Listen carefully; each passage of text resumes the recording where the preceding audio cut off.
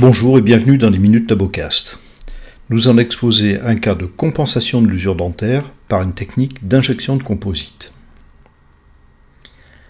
L'usure dentaire est un terme générique communément employé pour décrire différents phénomènes. L'attrition, qui correspond au frottement dento-dentaire, l'abrasion, qui correspond à une interposition de particules lors de la mastication ou lors du brossage dentaire, et l'érosion, qui correspond à une dissolution chimique d'origine acide. Cela peut affecter un ou plusieurs secteurs, ou même la totalité des arcades. Il en résulte des altérations esthétiques, fonctionnelles et des sensibilités accrues. L'empreinte numérique permet l'identification et l'observation attentive des zones impactées par le phénomène d'usure. L'affichage en mode monochrome, qui accentue les contrastes, est encore plus pertinent. Nous allons illustrer ici une démarche non invasive de prise en charge de ce type de problème avec une technique d'injection de composite proposée par Labocast sous le terme FIT technique. Ce cas clinique présente un délabrement étendu, mais cette technique s'adapte aussi bien à des situations moins complexes dans le cadre d'une visée esthétique et sur des secteurs plus restreints.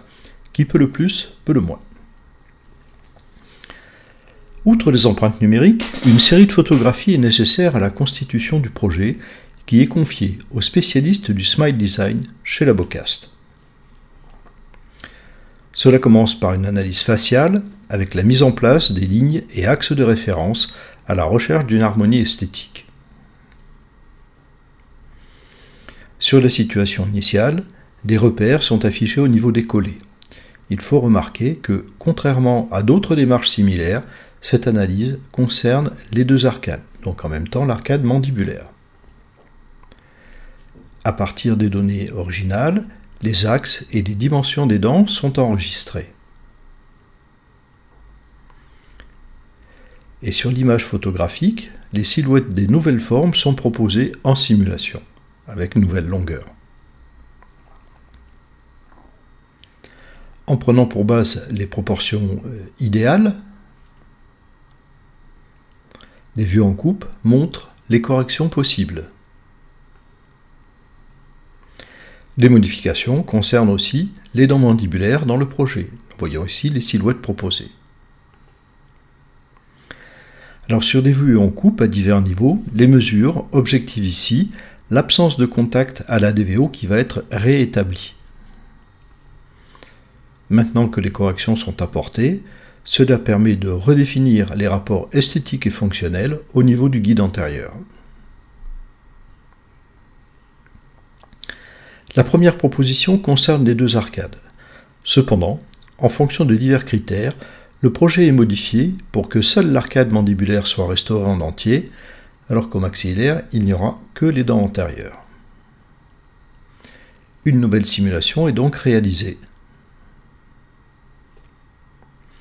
Après acceptation technique, le projet virtuel peut être présenté au patient qui l'accepte. À partir de cette conception, des modèles sont imprimés en vue de la réalisation des gouttières qui vont guider l'injection. Dans ce protocole, pratiquement aucune modification n'est faite à la surface des dents. Seul l'adoucissement des arêtes d'émail très aigus est réalisé. Les protocoles classiques d'adhésion seront mis en place sur les surfaces à traiter, et dans le cas présenté, le projet implique un rétablissement de la DVO qui doit être réalisé en une seule fois par le traitement des deux arcades dans la même séance. En même temps que les modèles et les gouttières d'injection, un coffret contenant le matériel nécessaire est joint. On y trouve du composite génial de CGC, de la teinte choisie, et en quantité suffisante, plus un isolant téflon, ainsi que des abrasifs de divers grains. Ce composite de nouvelle génération possède d'aussi bonne qualité esthétique et mécanique que des matériaux sous forme de pâte, mais avec une fluidité idéale pour être injecté. On reçoit deux paires de moulages qui vont permettre l'injection séquentielle alternée en prenant appui d'abord sur les dents résiduelles, puis ensuite sur celles nouvellement reconstruites. Sur le modèle numéro 1, la gouttière va prendre appui sur la structure actuelle. Le composite est injecté dans les espaces vides du guide correspondant à la reconstruction sur les dents 13, 11 et 22. À la mandibule, ce sera sur les dents 42, 31 et 33. Dans la deuxième étape, le guide prend appui sur les dents reconstruites et l'on injecte donc sur les dents qui sont restées délabrées. Des pertuis, à l'absent des dents concernées, vont permettre l'introduction de l'embout de la seringue de composite.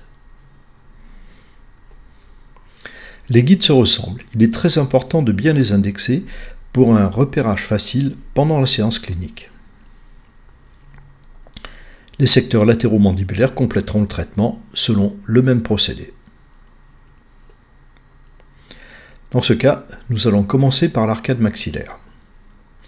Des protections recouvrent les dents d'appui du guide qui servent de référence initiale. Le mordançage et l'application d'adhésifs sont réalisés sur les dents en quinconce concernées par la première phase d'injection. Dans le guide, à la forme de ces endroits, la future dent est réservée. L'injection débute près du collet, avec une pression douce et continue, en prenant soin de ne pas faire de bulles. Petit à petit, le volume se remplit et la seringue est retirée. Injection dans la dent 22, puis la dent 13. Sachez que la photopolymérisation intervient au travers de la gouttière chaque fois qu'une dent est remplie. Après le retrait du guide, on libère les points de contact avec des strips abrasifs qui sont fournis. La première phase est terminée, les dents 12, 21 et 23 vont maintenant être traitées. Le processus se répète donc, isolement de certaines dents, mordançage des autres, injection, ici la 12 a été injectée, nous injectons maintenant la dent 21, photopolymérisation au travers de la gouttière, juste après l'injection. Après retrait du guide, élimination des excès. Enfin, polissage soigneux avec les divers abrasifs fournis dans le coffret jusqu'à l'obtention de surfaces brillantes. Le haut est fini, passons au bas. Même principe, protection, mordançage, application de la gouttière, injection, photopolymérisation. Les 3 premières dents ont été reconstruites. Deuxième partie, même procédé que pour le haut. On va terminer les antérieures et passer au secteur postérieur. Gauche, ici, l'autre côté sera ensuite concerné.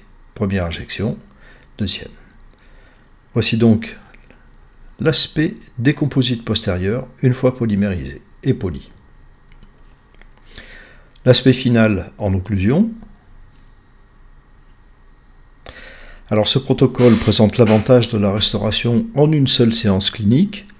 Sachez que pour des résultats durables, une prise en charge comportementale est nécessaire, c'est-à-dire que le patient doit être éduqué et s'engager à modifier certaines habitudes comme l'alimentation acide, le bruxisme, qui avait conduit au délabrement de ses dents.